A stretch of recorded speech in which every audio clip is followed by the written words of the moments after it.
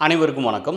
வழக்கம் போல் இப்பயும் திராவிட முன்னேற்ற கழகம், அதாவது திமுக முழுமையாக நம்ம முன்னோர்களை எப்படி ஏமாற்றினாங்களோ அதே போல் நம்ம உறவுகளை இப்போ சமகாலத்தில் இருக்கிற நம்ம அண்ணன் தம்பிகளை ஏமாற்றலாம் அப்படின்ற ஒரு முடிவுக்கு பல கவர்ச்சிகரமான திட்டங்களை கொண்டு வந்துக்கிட்டு இங்கே லேப்டாப் தரோம் அதுன்னு வந்துக்கிட்டு இருக்கிறாங்க. அதில் ஒரு மிகப்பெரிய ஒரு திட்டமாக தான் இப்போ அவங்க எப்போதுமே அந்த தேர்தல் நெருங்குது அப்படிங்கும்போது எப்போவும் பிஜேபி எப்படி தமிழ்நாட்டு மேலே அக்கறைப்படுத்துதோ அதே போல் இவங்களும் அதே போல் தான் என்ன செய்வாங்க, இங்கே தமிழ்நாட்டு மேலே, தமிழ்நாட்டு மக்கள் மேலே, தமிழ் மீது ரொம்ப அக்கறை வந்துடும் நம்ம திமுகவுக்கு. இது போல் சமயத்தில் நம்ம இதை பற்றி பேசி மக்கள்கிட்ட கொண்டு போய் சேர்த்து நாம் தமிழர் கட்சியை வெளில வைக்காமல் இப்போ போய் நம்ம விஜயை பற்றி பேசி விஜய்கிட்ட கொண்டு போய் நீங்கள் அந்த பசங்கள்கிட்ட போய் நம்ம முரண்பட்டு நின்றுக்கிட்டு அது இப்போ நமக்கு தேவையே இல்லைன்னு சொல்லிட்டு தான் அண்ணன் சொன்னார். அதை தான் நான் அண்ணனின் தம்பியாக இருந்து இப்போ இன்றைக்கிலேருந்து இந்த வீடியோக்களை நம்மளோட ட்ரெண்டு என்ன, நமக்கு நம்ம மக்களுக்கு எதை கொண்டு போய் நம்ம சேர்க்கணும், எது இந்த நாட்டில் யாருனால நாம் தமிழர் கட்சி உருவாச்சு, அப்படி இல்லைன்னா இந்த மக்கள் இத்தனை ஆண்டுகள் அடிமையாக இருந்திருக்கிறதுக்கு வாய்ப்பே இல்லையே, இதுக்கெல்லாம் காரணம் யார் அப்படின்னு பார்த்து அதுக்கெல்லாம் எந்தவித ஒரு ஆணிவரில் எடுத்துகிட்டு போனீங்களாலும் எந்தவித குற்றத்துக்கும் அதுக்கு திராவிட முன்னேற்ற கழகம் தான் காரணமாக இருக்குங்கிறத உணர்ந்த ஒரு பிள்ளையாக, சீமானின் தம்பியாக நான் இன்னையிலேருந்து நம்ம ட்ரெண்டை மாற்றுறோம். நம்ம எப்போதுமே உண்மையை தான் சொல்கிறோம். எதையும் ட்ரெண்டை மாற்றுறோங்கிறதுனால இந்த இதை ஒரு செட் பண்ணிலாம் நம்ம சொல்லணுன்னு அவசியமே இல்லை. உண்மையே நம்ம பேசுவோம்.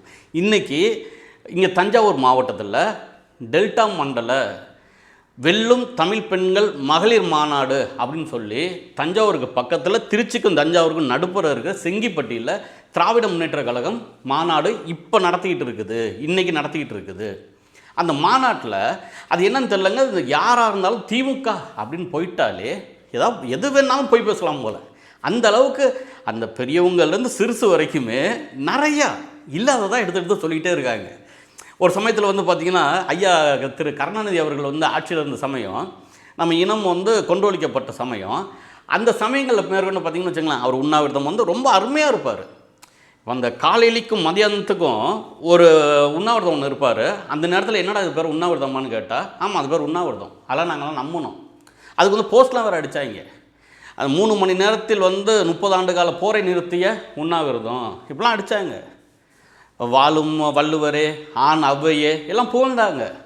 அதுக்கெல்லாம் முன்னாடி நான் திமுககாரன் இல்லை, பார்த்துட்டு இருக்கிற பல பேர், நாம் தமிழர் கட்சியில் இருக்கிற பல பேர் திமுககாரன், அண்ணன் சீமான் திமுககாரன்.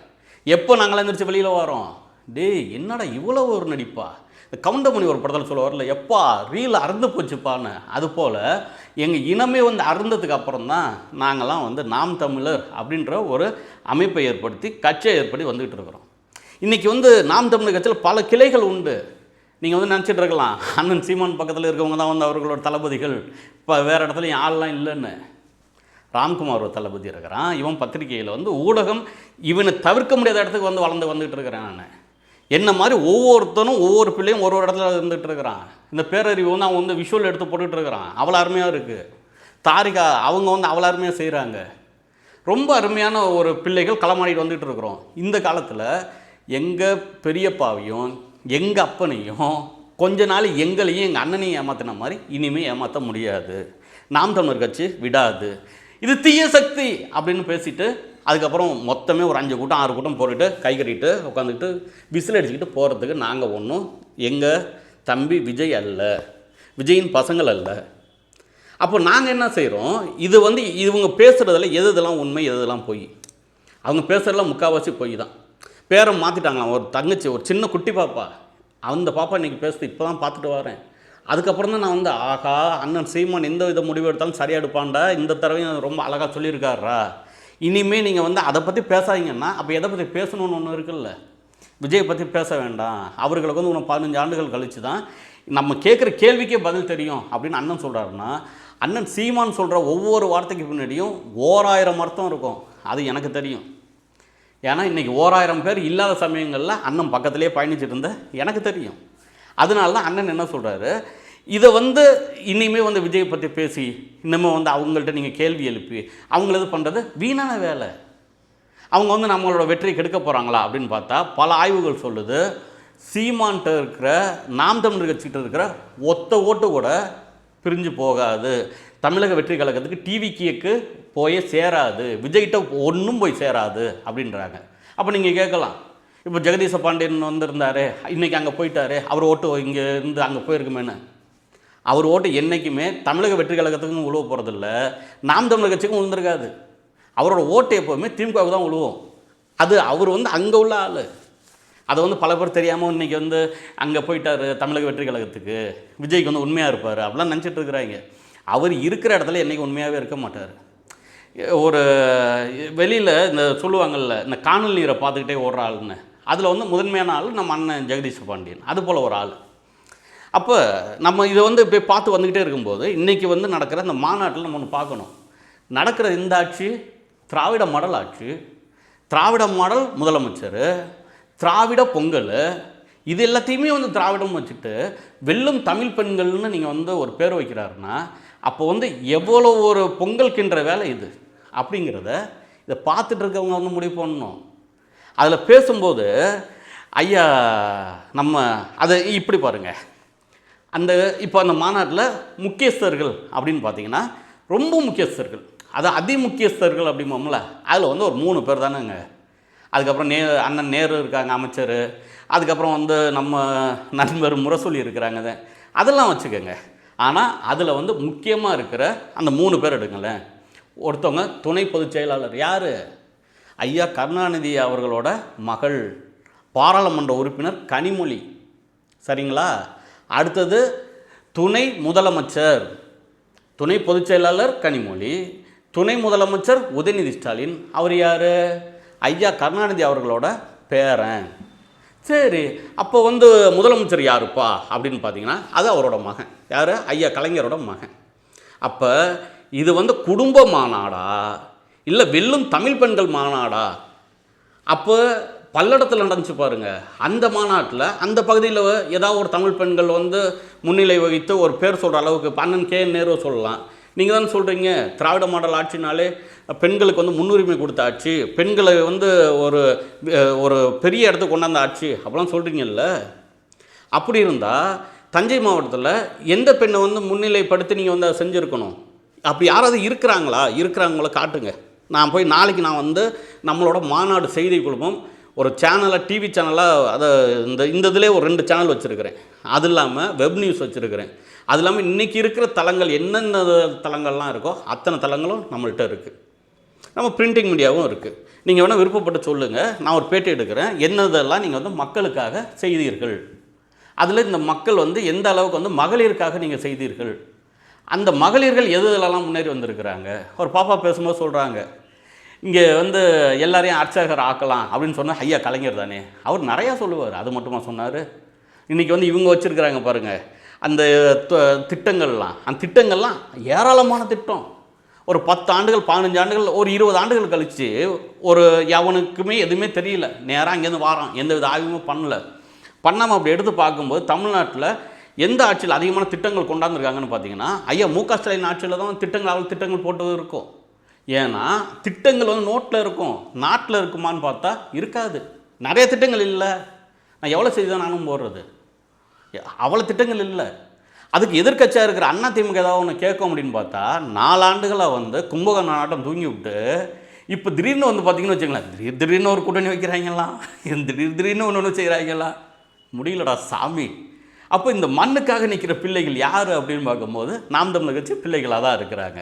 இதில் வந்து அந்த 3 பேர் நம்ம பார்த்தோம்ல, அதை முழுசாக முடிச்சிருவோம். அந்த 3 பேர் பார்த்தோம்ல, அதில் வந்து ஐயா நம்ம உதயநிதி ஸ்டாலின் அவர்கள் சொல்கிறாங்க, நாங்கள் வந்து மாதத்துக்கு ஒரு மாநாடு போட்டோம். அது எப்போயிலேருந்து போட்டிங்க? இப்போ வந்து 4.25 ஆண்டு ஆகிடுச்சு, இப்போ தாங்க போடுறீங்க. அதுக்கு முன்னாடி நாங்கள் செஞ்சீங்க. தேர்தலுக்கு முன்னாடி எதிர்கட்சியாக இருக்கும்போது அதே போல் செய்வாங்க, பெட்டியெல்லாம் கொண்டு போய் வச்சு எல்லா இடத்தையும் சம்காலத்தெல்லாம் போட்டு நாங்கள் ஆட்சிக்கு வந்ததுக்கப்புறம் 100 நாள் இதெல்லாம் செய்துடுறோம், உங்களுக்கு வந்து இந்த பழைய ஓய்வு திட்டம் நாங்கள் கொடுத்துட்றோம், நீட்டை வந்து உடனடியாக நாங்கள் நீக்கிடுறோம், இங்கே வந்து தமிழ்நாட்டில் தான் இருக்கலே விதவை பெண்கள் அதிகம், அந்த இளம் விதவைகள் அதிகம், அதெல்லாம் நாங்கள் வந்து சரி பண்ணோம், டாஸ்மாகெல்லாம் மூடுறோம், இதெல்லாம் சொல்லுவாங்க. இது வந்து ஒரு அந்த வரிசையாக வச்சுருக்கிறாங்க. எப்படி நம்ம வந்து கட்சி டிவி மீட்க போகிறோம் அப்படின்னு சொல்லி ஒரு வாக்குறுதி வைக்கிறாங்களோ அதே போல் வந்து பெண்களை நாங்கள் காக்க போகிறோம், நாங்கள் இதெல்லாம் செஞ்சோம், ஒரு நம்ப வைக்கிறது. இப்போது இந்த மனத்தத்துவ டாக்டர் ஷாலினி அவங்க வந்து ஒரு பேட்டியில் வந்து சொல்லியிருந்தாங்க, நான் படிச்சிருக்கிறேன் அது. ஆமாம், படிச்சிருக்கேன். அந்த பேட்டியில் என்னென்னா, சைக்கிளுக்கும் யானைக்கும் ஏதோ சம்மந்தம் இருக்கா அப்படின்னு பார்த்தா, சைக்கிளுக்கும் யானைக்கும் எந்தவித சம்மந்தமே இல்லை. ஆனால் சைக்கிளை யானை ஓட்டுது.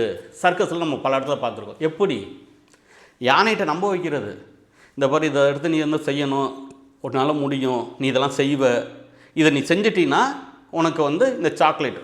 அது வந்து எப்படின்னா அவங்க சொல்கிறபடி நம்ம சொல்லணும்னா, எடுத்தோன்னே அந்த அந்த அந்த கூடாரத்துக்குள்ளே அந்த யானைக்கு யாருமே பழக்கமே இருக்க மாட்டாங்க. அப்போ வந்து என்ன செய்வாங்க, அந்த அந்த யானையை வந்து பயிற்சி கொடுக்குறாருல்ல, அவருக்கு வந்து நட்பாக போயிடுவார், அதுக்கு வந்து ஃப்ரெண்ட் ஆகிடுவார் யானை கூட.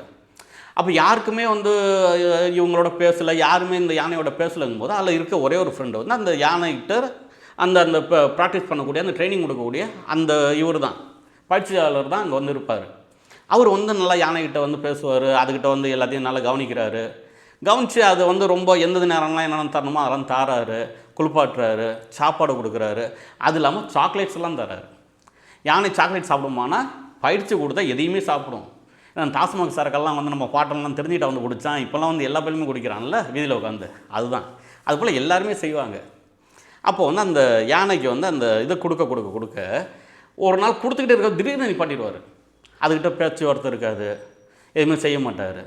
செய்யாமல் என்ன செய்வார், இந்த சைக்கிளை கொண்டாந்து நிப்பாட்டி, அந்த யானை ஓட்டுற சைக்கிள் இருக்கும்ல, அந்த சைக்கிளை கொண்டாந்து நிப்பாட்டி, இந்த சைக்கிள் நீ ஓட்டி காட்டு அப்படின்னு சொல்லி அந்த யானைகிட்ட சொல்கிறது. உடனே அந்த யானை சொல்லுமா, அதுக்கு தெரியாதுல்ல, உடனே ஒரு லைட்டாக அப்படி செஞ்சு காட்டும்போது அந்த யானை வந்து அதால் வந்து அதை முயற்சி எடுக்காது. டே போட, எனக்கு இதுக்கு பழக்கமே இல்லை, இதை போய் என்கிட்ட செய்ய சொல்கிறேன். இவர் ஒன்று அப்படியா, அப்படின்னா நான் உன்கிட்ட பேச மாட்டேன் போ. எப்படி இந்த பிஜேபி உள்ளே வந்துடும் காட்டாங்க பாருங்கள், அது போல் திமுக ஓட்டு போட, இல்லாட்டி பிஜேபி உள்ளே வந்துருங்கிற மாதிரி. நீ சைக்கிள் ஓட்டலையா, சரி போ, நான் உங்கள்கிட்ட பேச மாட்டேன். இருந்தது அங்கே அதுக்கான உலகம் அந்த இடம், அந்த உலகத்தில் இருந்த ஒரே ஒரு ஃப்ரெண்டு, அந்த ஃப்ரெண்டும் அவர்கிட்ட பேசலை. அப்போ என்ன ஆகிடும், அது ஒரு சோகமாக இருக்கும். திருப்பி மறுநாள் வந்து சொல்லுவார், இது உன்னால் முடியும், நீ செய், முயற்சி பண்ணி பாரு அப்படின்னு சொல்லி கொஞ்சமாக அதுக்கிட்ட பேச ஆரம்பித்து, சாக்லேட்ஸ் லைட்டாக முயற்சி பண்ண அதை கொடுத்து அதை வந்து அப்படியே பழக்கிடுவாங்க. அதில் தான் அது வந்து ரொம்ப பயிற்சி எடுத்து வந்துகிட்டு இருக்குது. அப்படி பயிற்சி கொடுக்கப்பட்டவர்கள் தான் நம்ம தமிழர்கள், நம்ம தமிழ்நாட்டு மக்கள். நீங்களாம் திமுக தான் உங்களெல்லாம் காப்பாற்றும், திமுக இல்லாட்டினா நீங்களாம் எதுவுமே செஞ்சுருக்க மாட்டீங்க, திமுக இல்லாட்டினா ராம்குமார் அந்த மைக் வச்சுருக்க முடியாது, அவனுக்கு ஊடகம்னா என்னன்னே தெரிஞ்சிருக்காது, திமுகன்னு ஒன்று இல்லைன்னா மைக்க முடியும்னா சீமானம் வந்து எதுவுமே பேச தெரிஞ்சிருக்காது. இதெல்லாம் சொல்கிறது வந்து எப்படி வந்து பயிற்சி கொடுத்து வளர்க்குறாங்களோ, இது எப்படி இந்த யானையை வந்து அந்த பயிற்சியாளர் வந்து செஞ்சாரோ, அதுபோல் திமுக, திராவிட கழகம், திராவிட முன்னேற்ற கழகம் பயிற்சி கொடுத்து நம்ம மக்களை கொண்டாந்து வச்சிருச்சு இந்த இடத்துல. அதுதான் காரணம். இன்றைக்கி சின்ன குழந்தை மேற்கொண்டு பேசுகிறாங்க, பெரியவங்க பேசுகிறாங்க. அவங்க வந்து இப்போ வந்து பார்த்துட்டு இருக்க பல பேர் வந்து நம்ம சிந்திக்கணும், இந்த இடத்துல பல்லடத்துலேயும் அம்மையார் கனிமொழி தான் அந்த விழாவோட விருந்தினர், சிறப்பு முன்னிலையாளர் அவங்க தான். இன்றைக்கி தஞ்சாவூர்லேயும் டெல்டா மண்டலத்திலேயே அவங்க தான். அவங்க பேசும்போது சொல்கிறாங்க, இங்கே உதயநிதி பேசும்போது சொன்னார்ல, இந்தியாவில் தென்னிந்தியாவிலேயே முதல்ல மருத்துவர்களை கொடுத்தது மண் இந்த மண்ணு தான் அப்படின்னு. ஆனால் அவங்க குடும்பத்துலேருந்து யாருமே இந்த இடத்துல வந்து உட்காந்த மாதிரி எனக்கு தெரியல. இவங்க வந்து அடையாளம் காட்டியிருந்தால் எனக்கும் தெரிஞ்சிருக்கும், உங்களுக்கும் தெரிஞ்சிருக்கும். அப்படி தானே? அதே போல் தான் ஒவ்வொரு மாதமும் நான் மாநாடு நடத்துகிறேன் அப்படின்றாரு. தேர்தல் வந்துருச்சுன்னா, ஐயா கலைஞரின் காலத்தில் அந்த சத்துணவு முட்டை போட்டாங்க, அந்த முட்டை வந்து 3 முட்டை போட்டாங்க. இப்போ வந்து இவங்க எப்படி வந்து தகுதி உள்ள பெண்களுக்குன்னு சொல்லிட்டு இந்த 1000 ரூபா பணத்தை எல்லாருக்கும் கொடுக்குறாங்க பாருங்கள், அது போல் தான் அதை செஞ்சாங்க. அதுக்கு அப்புறம் பேசுனதில் அம்மையார் கனிமொழி வராங்க, அவங்க வந்து அப்படியே பயங்கரமாக பேசுகிறாங்க. அவங்க பேசும்போதெல்லாம் பார்த்திங்கன்னா என்னடா அது அப்படின்ட்டு நமக்கே ரொம்ப ஆச்சரியமாச்சு. ஏன்னா நம்மலாம் ஏற்கனவே திமுகவில், ஓ என்னடா அது, நம்ம தான் இடையில வந்து சம்மந்தம் இல்லாமல் போய் அண்ணன் சீமான்ட்டு போய் உட்காந்துட்டோம்ல இருக்குடா அப்படின்ட்டு ஒரே குழப்பமாக போச்சு. அவங்க சொல்கிறாங்க, ஐயா கருணாநிதி அவர்கள் 14 வயசுலேயே இந்தி பெண்ணை விரட்டி விட்டு தமிழ் பெண்ணை வந்து வாழணும், தமிழ் தாய் தான் வாழணும்னு சொல்லிட்டு வீதியில் நின்றவர், தமிழ் மொழியை காத்தவர் அப்படின்னு சொல்லி யார் பேசுகிறது, நம்ம அம்மையார் கனிமொழி பேசுகிறாங்க.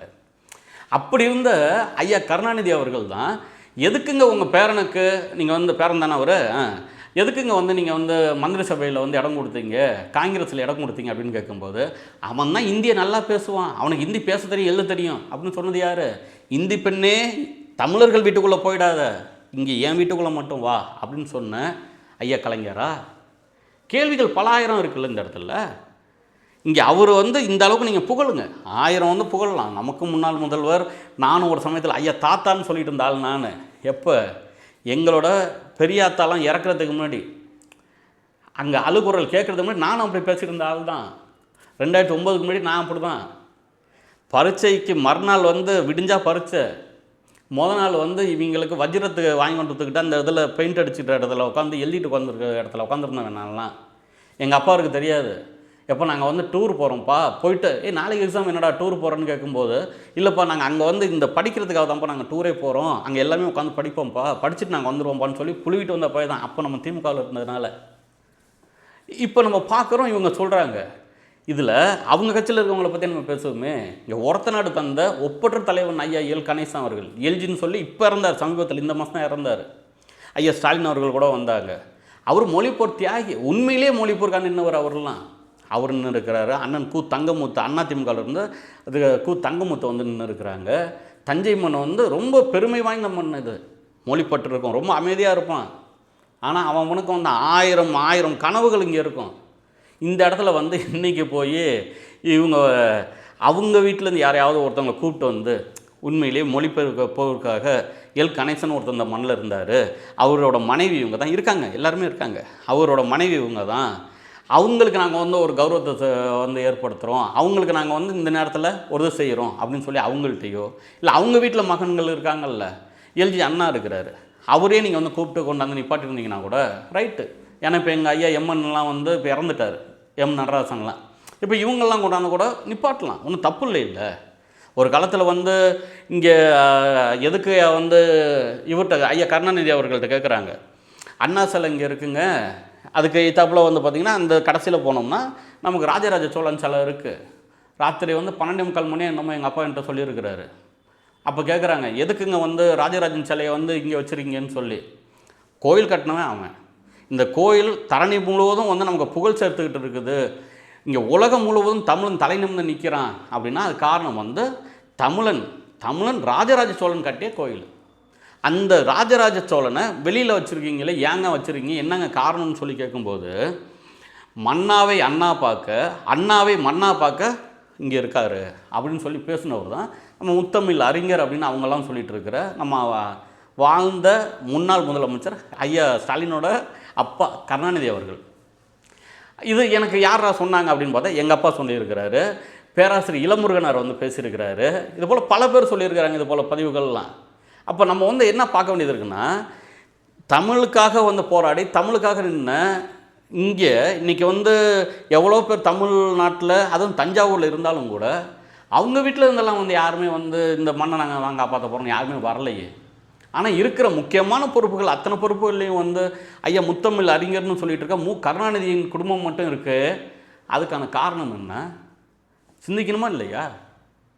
இல்லை இவர்கள்லாம் இருந்தபோது ஏதாவது செய்திருக்கிறார்களா, உண்மையிலேயே செய்திருக்கிறார்களா நன்மைகள் அப்படின்னா பல ஆறுகளில் நீங்கள் போய் பாருங்களேன், பல ஆறுகள் பாருங்கள். சீமான் தம்பி ராம்குமார் எடுத்து போட்டிருக்காங்க 2021 இவங்க வந்து போர்க்கால அடிப்படையில் நாங்கள் வந்து தூர்வாரத்துக்கு பணம் ஒதுக்கினேன் அப்படின்னு சொன்னேன், அந்த செய்தியை எடுத்து போட்டிருக்கேன் நம்மளோட இதழில். அதுக்கப்புறம் நம்மளோட வெப் நியூஸ்லேயும் அது இருக்குதுன்னு நினைக்கிறேன், அதையும் எடுத்து போட்டிருக்கேன். அதுக்கப்புறம் ஒவ்வொரு ஆண்டுகளில் 2023 2024 வரைக்கும் எடுத்து போட்டிருக்கிறேன். அந்த இடத்துல தூர்வாரவே இல்லை. அதான் இவ்வளோ சொல்கிறேன்ல. அப்போ இது என்ன எடுத்து பார்க்க வேண்டியதாக இருக்குன்னா, நீங்கள் பேசும்போது செய்யும்போதெல்லாம் திராவிடம், வாழும்போதெல்லாம் திராவிடம். இங்கே திராவிடத்தை நாங்கள் தான் காப்பாற்ற போகிறோம், இது திராவிட முன்னேற்ற கழகம், எல்லாத்தையும் திராவிடம். அப்புறம் என்ன வெல்லும் தமிழ் பெண்கள் மாநாடுன்னு ஒன்று இருக்குல்ல, அது அப்படியே ஒரு ஏன் நீங்கள் வந்து வைக்கிறீங்கன்னு ஒரு கேள்வி இருக்கா இல்லையா? இதை சீமானின் தம்பிகள் நாம தான் கேட்கணும். கேட்டுட்டு உங்களை நாங்கள் கேட்டுக்கிட்டே இருப்போங்க அப்படிங்கிறதோட, எப்போதுமே நான் சொல்கிறேன் திமுக கட்சி கெட்ட கட்சி அப்படின்னா ரொம்ப நல்ல கட்சி. எப்போ அது ஆட்சியில் இல்லைன்னா அது போல் ஒரு நல்ல கட்சி இந்த தமிழ்நாட்டில் எந்த கட்சியுமே இல்லை அப்படிங்கிற அளவுக்கு இருக்கும். நம்ம ஒரு போராட்டம் பண்ணால் அவங்களும் ஒரு போராட்டம் பண்ணுவாங்க, அவங்க ஆட்சியில் இல்லைன்னா. ஆனால் ஆட்சிக்கு வந்துட்டாங்கன்னா அவங்கள்ட்ட இருக்கிற இன்றைக்கி பார்த்திங்கன்னு வச்சுங்க, அண்ணன் விடுதலை சிறுத்தைகள் கட்சியில் இருக்கிற நம்மளோட முக்கியமாக நம்மளை இன்றைக்கி மேற்கொண்டு நேற்று மேற்கொண்டு அண்ணன் சீமானை வந்து பேசிகிட்டு இருக்கிற, எழுத்து பேசிகிட்டு இருக்கிற, திட்டிகிட்டு இருக்கிற நம்ம தலைவர், நம்ம சிறுத்தையின் தலைவர், நம்ம அண்ணன் திருமாவளவன், கம்யூனிஸ்ட் கட்சி தலைவர்கள் போல் பல கட்சியில் இருக்கிறாங்களே. ஏன் இதே வந்து நம்மளோட திருமுருகன் காந்தி இதுபோல் பல பேர் இருக்காங்கல்ல.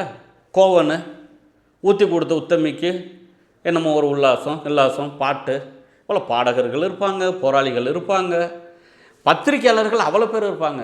இங்கே இது நடந்துருச்சுங்க, அங்கே அது நடந்துருச்சுங்க, எல்லாத்தையும் எடுத்து போடுவாங்க. ஆனால் திமுக ஆட்சியில் இல்லைன்னா தான் இதெல்லாம் நடக்கும். திமுக ஆட்சிக்கு வந்துட்டால் அனைவருமே அவ்வளோதான், வேறு யாருமே இல்லையே. அப்போ இதெல்லாம் வந்து நம்ம மாற்றணுமானா மாற்றணும். இவர்கள்லாம் மாநாடு போடுறாங்களா? ஆமாம், மாநாடு போடுறாங்க. அந்த மாநாடு வந்து மக்கள் வாழவா அப்படின்னா இல்லை, இவர்கள் வாழ, இவர்கள் மக்கள் வாழ்கிறதுக்காக. ஐயா ஏற்கனவே வந்து நம்மளோட முப்பாட்டன் கரிகால் சோழன் கட்டிய கல்லணை வந்து இத்தனை ஆண்டுகளாக இருக்குது, 2000 ஆண்டுகளுக்கு மேலே கிடக்குது. இங்கே பெரிய கோயில் 1000 ஆண்டுகளுக்கு மேலே கிடக்குது, இன்னி வரைக்கும் நிலச்சி நிற்கிது. ஆனால் இவர்கள் கட்டின பாலம் அடிச்சுக்கிட்டு போகுது. 3 மலைக்கு தாங்கலை, 3 வருஷம் கூட தாங்க மாட்டேது, 4 வருஷம் தாங்க மாட்டேது. கட்டின கட்டடத்தை சுரண்டுனா இவங்க சுரண்டது எவ்வளோங்கிற அதில் தெரியுது. இவங்க திமுகவும் சரி அண்ணா திமுகவும் சரி மக்கள் வாழுமா, மக்கள் வாழணுமா அப்படின்னு வருமானு பார்த்தா அது ஆசை காட்டும். ஆனால் அந்த ஆசை வந்து என் மக்களை வந்து அழிவு பாதைக்கு தான் கொண்டு போகுங்கிறத இதை பார்த்துருக்க நீங்கள் நல்லா உணர்ந்துக்கங்க. சீமானின் தம்பிகளையும் நாம் தமிழர் கட்சியும் வெற்றி பெற வைங்க. அடுத்த ஒவ்வொரு பதிவுலையும் சரி, இனிமேல் தேர்தலை பற்றி, தேர்தல் இன்னும் 80 நாள் தான் அதிகப்படியாக, அதுக்கான வேலைகள் நம்ம வந்து பார்க்கணும். யார் யார் எந்தெந்த தளத்தில் இருக்கீங்களோ அந்தந்த தளத்தில் உண்மையை பேசுவோம். நம்மளாம் பொய் பேசணும்னு அவசியமே இல்லை. உண்மையை பேசினாலே இவர்கள்லாம் வீட்டுக்கு போயிடுவாங்க. இந்த சமயத்தில் வந்து நம்ம வந்து விசில் ஊதிட்டு இருக்கிற விஜயை பற்றியோ டிவிகே பற்றியோ நம்ம வந்து பேசணும் அவசியமே இல்லை. அவர்களே வந்து வந்துடுவாங்க. அப்போ அதை பற்றி நம்ம வந்து பேசணும் இல்லை. அது ஆதவ அர்ஜுனா பேசட்டும், இல்லை யார் வேணாலும் பேசட்டும், அது அவங்களது. ஆனால் நம்ம இன்னுமே இந்த மக்களுக்கு இத்தனை ஆண்டுகள் நம்ம வந்து உழைச்சிருக்கிறோம். இத்தனை ஆண்டுகள் இந்த மண்ணில் மக்களுக்காக நம்ம ரத்தம் கொடுத்துருக்குறோம். மண் வளம், மலை வளம், காட்டு வளம், கனிம வளம், நீர் வளம், நில வளத்தை வந்து காக்கிறதுக்கான அத்தனை போராட்டமும் இந்த மண்ணில் நம்ம பண்ணியிருக்கிறோம். இது வரைக்கும் போராடிட்டு இருந்த நம்ம உண்மையிலேயே அந்த ஆட்சி அதிகாரம் நம்ம கையில் வந்துடுச்சுன்னா நம்ம மக்கள் இது மாதிரி போராட வேண்டிய வேலை இல்லாமல் நம்ம வந்து பார்த்துடலாம். அதுக்கான வேலைகள் நம்ம பார்ப்போம். இதுக்கப்புறம் மக்கள் வந்து முழுமையாக மாநாடை வந்து முழுமையாக ஆதரிங்க. மாநாடு தொலைக்காட்சி இது வந்து மிக பெருசாக வளரணும், தொலைக்காட்சி ஆகணும். அதுக்கு வந்து நீங்கள் தான் உறுதுணையாக நிற்கணும். எல்லாம் சப்ஸ்கிரைப் பண்ணுங்கள், ஷேர் பண்ணுங்கள். உண்மையாக இந்த மண்ணுக்காக மக்களுக்காக மாநாடு வந்து அரணா நின்று காக்கும். நன்றி, வணக்கம்.